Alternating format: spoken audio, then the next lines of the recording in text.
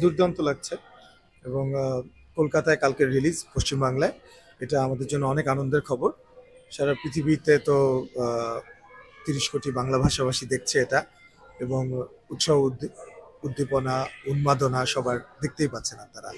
So I am very happy যে we are releasing it tomorrow in Calcutta. এখানকার দর্শকদেরকে কি বলবেন? কারণ কমার্শিয়াল ছবি হ্যাঁ। কলকাতায় একটু অন্যরকম সিনারিও, বাংলাদেশের তুলনায়। হুম। তো এখানকার দর্শকদেরকে কি বলবেন? না, দর্শকদেরকে একটাই বলার আছে যে this is a good film এবং চমৎকার মৌলিক গল্পের একটা সিনেমাকে আমরা কমার্শিয়ালি দর্শকদের সামনে হাজির করেছি।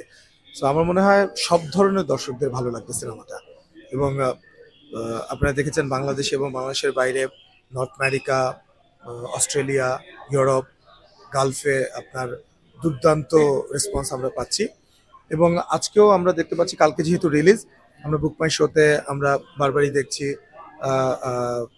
টিকিট বুক হচ্ছে এবং আই এম শিওর যে কালকের পর থেকে কলকাতাতেও একটা ভালো রেসপন্স আমরা পাবো। শাকিব খানকে নিয়ে কি বলবেন? এবং আজকে বড় পর্দায় রিলিজ হয়েছে, ওখানে তো আপনারা দেখেছেন, আজকে এখানেও দেখছেন স্ক্রিনে। শাকিব খানের অনেকগুলো দিক রয়েছে, আমরা যেটুকু ট্রেলার দেখে বুঝেছি। এবার আপনার স্পেশাল কোন দিকটা লাগলো, কোন দিকটা বিশেষ করে আপনাকে আকর্ষণ করেছে?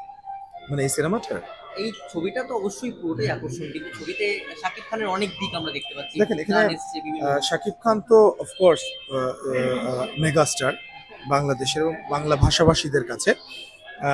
এর পাশাপাশি চঞ্চল চৌধুরী কাজ করেছে, মিমি চক্রবর্তী কাজ করেছে, মাসুমা রহমান নাবিলা কাজ করেছে এবং রায়হান রাফি আসলে এই সিনেমাটাকে আপনি বলতে পারেন যে as I said this is a wonderful combination এবং দর্শকরা ঠকবে না এই সিনেমাটা দেখে। আই ক্যান অ্যাসিওর এখানকার দ্যাট। কোনো অভিনেতা আপনার প্রিয় আছে? এখানকার just Loknath da did really good, tremendous, দারুণ করেছে। জিদ্দাকে নিয়ে কি বলবেন আমাদের এখানকার সুপারস্টার?